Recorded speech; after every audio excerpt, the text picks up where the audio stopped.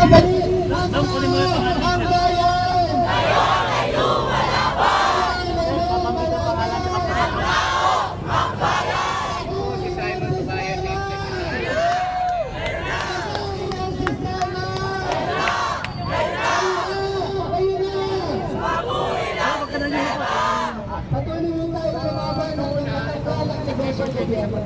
Social media talaga nag-aaral. Decentralized effort.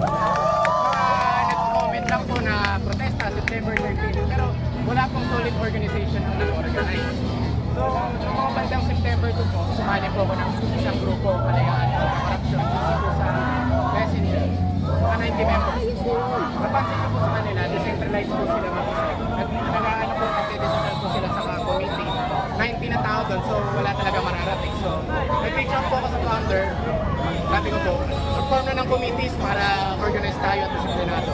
So, yun po yung nangyari. Tapos eventually ako din po yung nakapoint ng Secretary General noong September 2025. So, pagkatapos po nun, nakipag-reach out po kami sa iba't ibang organizations like Sir Ticoti, tapos sa bayan, iba't ibang organizations. Parang kailangan sa pero itong September 30, hindi sila kaya protesta pa na nangyayari sa September 21 at may mga protesta pa nangyayari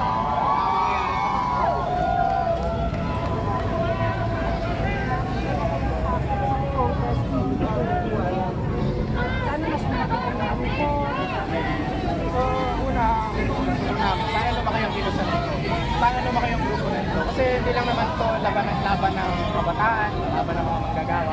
Laban ito ng lahat. Lahat tayo nagbabahay ng takot ito. Mga polis, may nila araw-araw para sa atin lang kinukorap lang yung kanila.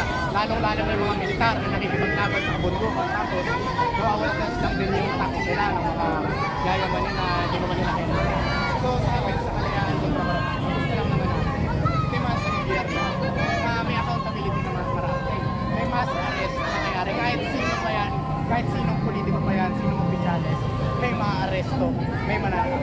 Ayaw namin na yung mga Senate Blue Ribbon Committee hearings na yan, yung mga Congress hearings, yung independent committee na kakagawa lang na ay parang performative, hindi totoo, pangbigay lang na hope sa taong bayan. Gusto namin na siguraduhin ng administrasyon nito na naiintin mo ang mga hearings na ito at sa dulo nito may mananagot, may malalagot, may makukulong at merong mga assets na masisip ng gobyerno upang ibalik nila sa taong bayan.